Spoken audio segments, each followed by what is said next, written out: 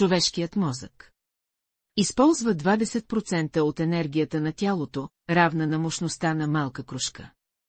50 000 мисли на ден. Човек обработва между 50 000 и 70 000 мисли дневно. Мозъкът не усеща болка.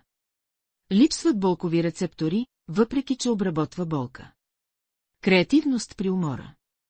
Тя се увеличава, когато сме уморени. Неточни спомени.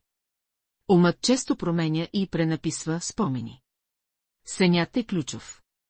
Организира и запаметява информация по време на сън. Ефективност. Умът просто превключва между задачи, намалявайки ефективността. Подсъзнанието доминира. То контролира 95% от нашите действия. Мозъкът е пластичен. Променя се и се адаптира през целия живот.